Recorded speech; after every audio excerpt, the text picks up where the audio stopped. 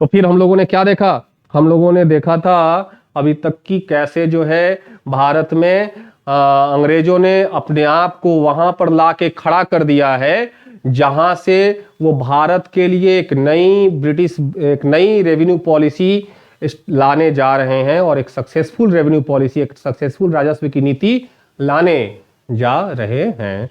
लेकिन उसके पहले हम देखें कि ब्रिटिशर्स ने अंग्रेजों ने कौन कौन सी भू राजस्व नीति, कौन कौन सी रेवेन्यू पॉलिसी भारत में लाई, क्योंकि एक जैसा ब्रिटिश भू राजस्व नीति पूरे देश में वो लेके नहीं आते हैं, क्योंकि भारत एक ऐसा देश है जहां का जो स्थलाकृति है, जहां का जो लैंड रिलीफ है वो एकदम अलग अलग है ना। यहाँ पे कहीं पहाड़ मिलेंगे, कहीं पठार मिलेंगे, कहीं तटीय इलाका मिलेगा, कहीं मैदानी इलाका मिलेगा।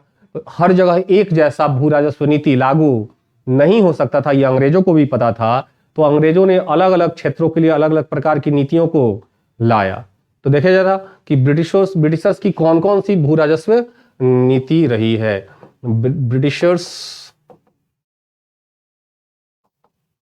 Different revenue policy.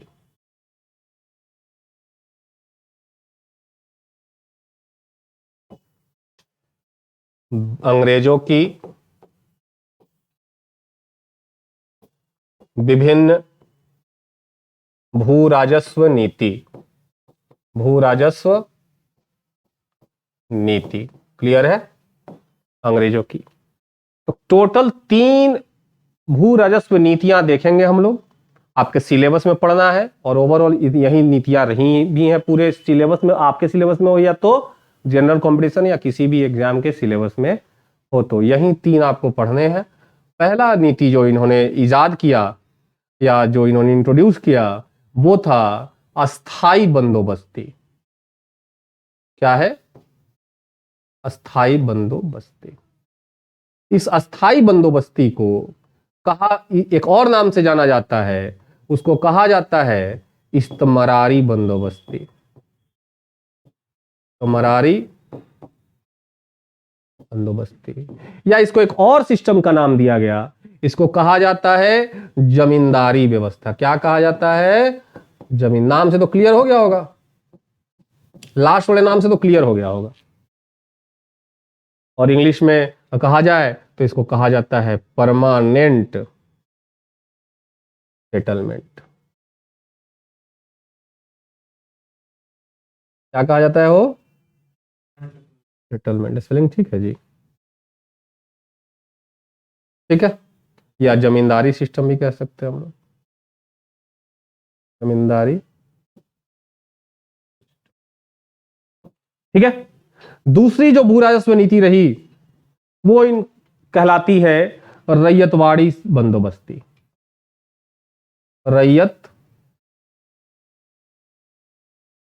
रैयतवाड़ी बंदोबस्ती, है ना। इंग्लिश में भी रैयतवाड़ी ही लिखते हैं, ryotwari system. And the next one is, and the last one, इसको कहा जाता है महालवाड़ी सिस्टम, महालवाड़ी व्यवस्था। महालवाड़ी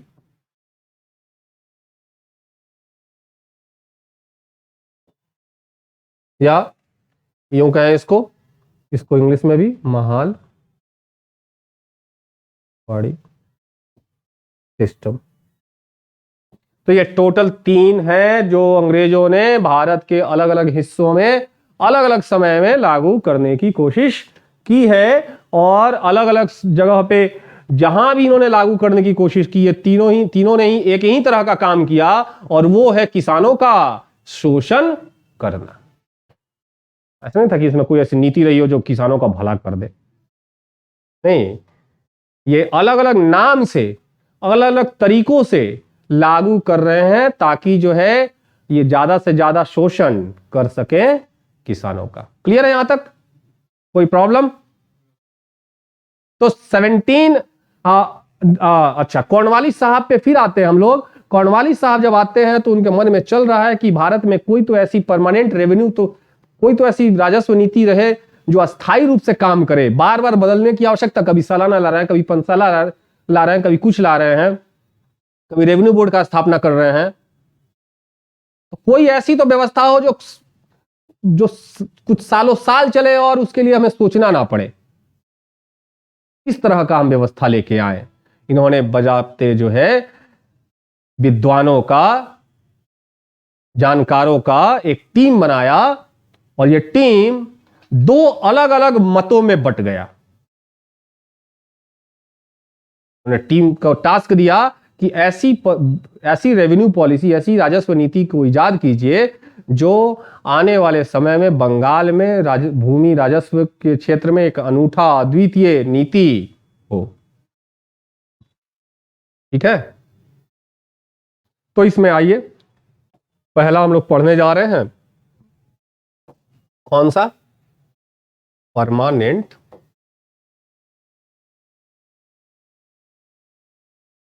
सेटलमेंट, या हम कहें हिंदी में इस्तमरारी बंदोबस्ती।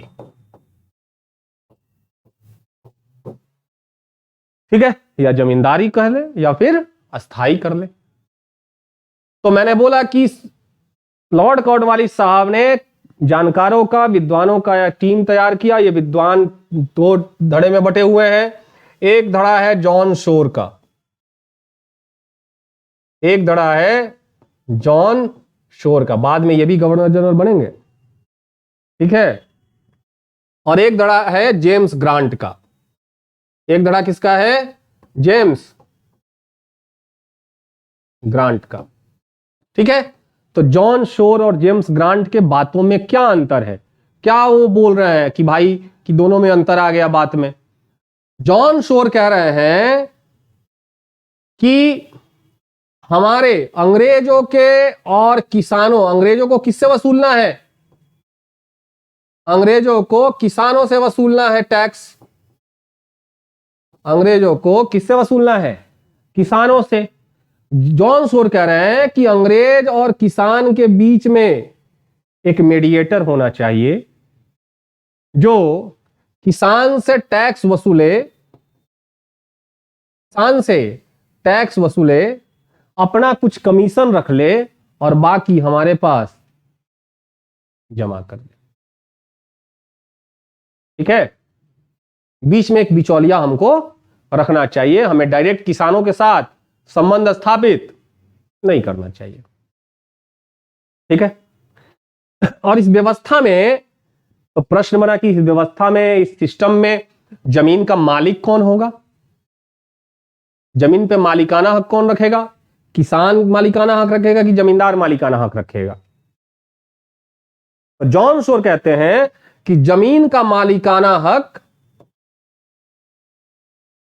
जमीन का मालिकाना हक जमींदार के पास होगा। किसके पास होगा? जमींदार के पास।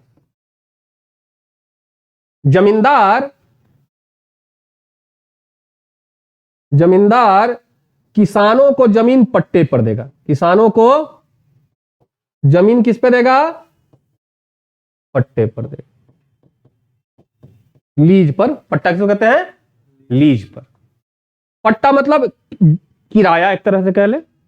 मतलब कि किसान टैक्स नहीं दे रहे हैं, किसान अपने फसलों का टैक्स नहीं भरेंगे, किसान अपने जमीन का रेंट भरेंगे।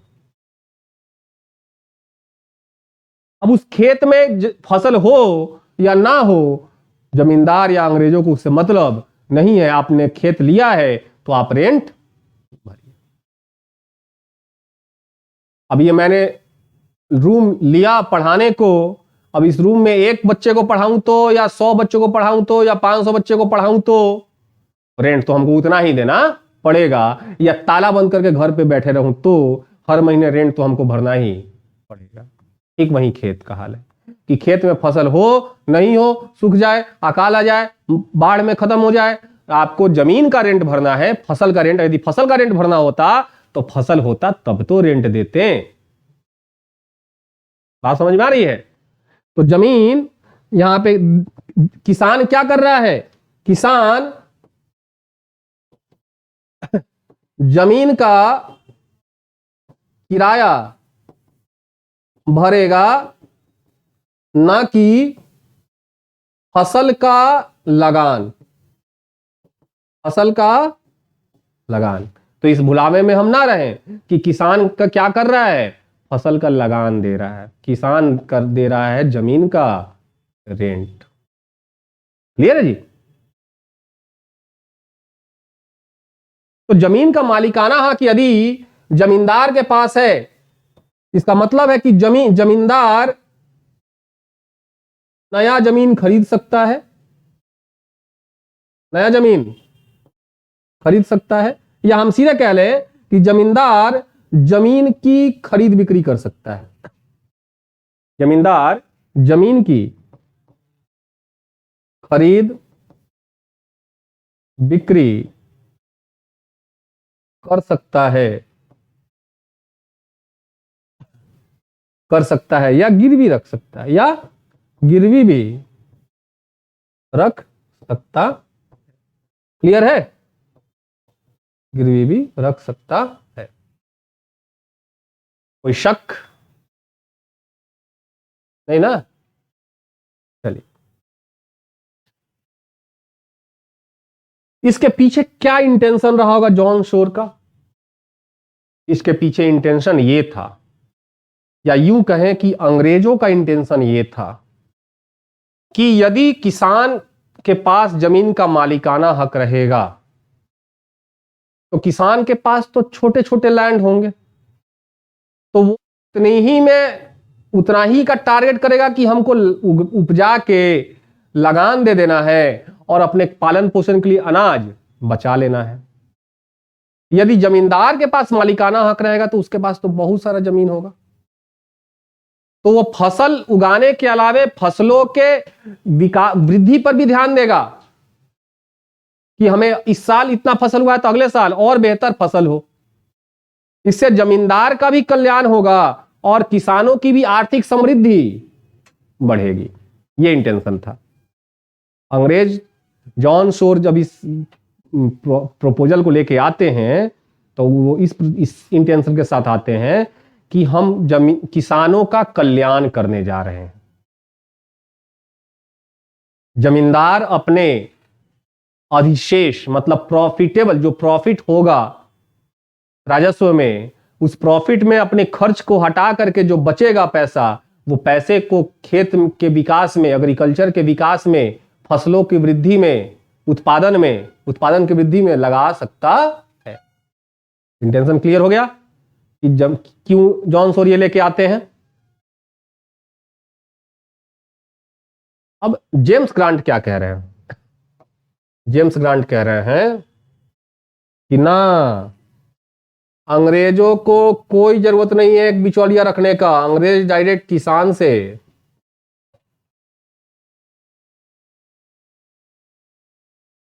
ठीक है ना, टैक्स किससे ले, डायरेक्ट, बीच में किसी भी बिचौलिए को रखने की आवश्यकता नहीं है जमींदार के रूप में।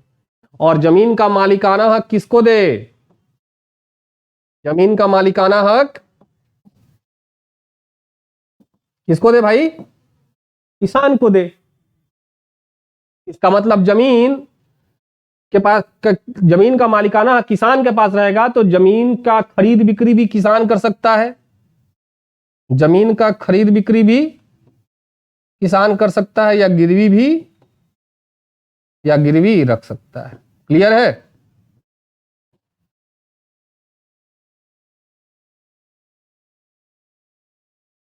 बड़ी विचार विमर्श हुआ, क्या किया जाए क्या नहीं किया जाए।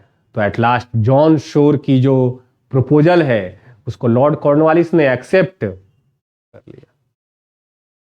ठीक है? और बंगाल में 1790 ईस्वी में 1790 ईस्वी में अस्थायी रूप से, अस्थायी मतलब टेम्पररी रूप से, अस्थायी रूप से बंगाल में अस्थायी बंदोबस्ती, या यूं कहें इस्तमरारी बंदोबस्ती, अस्थायी बंदोबस्ती या इस्तमरारी बंदोबस्ती लागू कर दी। क्लियर है? और प्रपोजल को भेज दिया गया इंग्लैंड, क्योंकि जब तक वहां से ओके नहीं होता, बोर्ड ऑफ डायरेक्टर्स, क्योंकि कंपनी तो बोर्ड ऑफ डायरेक्टर्स चला रहे थे, तो बोर्ड ऑफ डायरेक्टर्स जब तक ओके नहीं करते कंपनी का मालिक लोग, तब तक इसको लागू परमानेंट नहीं किया जा सकता था। तो हुआ कि अस्थायी रूप से लागू कर दिया जाए, जब वहां से ओके होके आएगा, साइन होके आएगा, तो परमानेंट रूप से लागू कर दिया जाएगा। तो जब वहां से साइन होके आ गया, वहां पे मोहर लग गया, तो 1793 में संपूर्ण बंगाल, बिहार, उड़ीसा एवं कर्नाटक के कुछ भाग में इसे अस्थायी रूप से लागू कर दिया गया। आदित्य समझ में आया? कर दिया। और यहां से कहानी स्टार्ट हो जाएगी परमानेंट सेटलमेंट की, जिसकी कहानी हम लोग समझेंगे। कोई दिक्कत? यहां तक समझ में आई कहानी? ओके।